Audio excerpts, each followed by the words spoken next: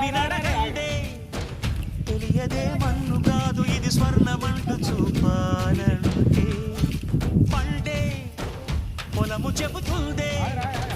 పదునుగా నాటే నాగలి పోటే చేసిన మేలంటే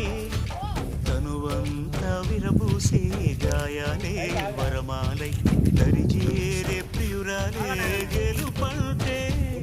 తను కొలువై ఉండే విలువే ఉంటే అలాంటి మనసుకు తనంత తానే అడగక దొరికే వరమే వలపంటే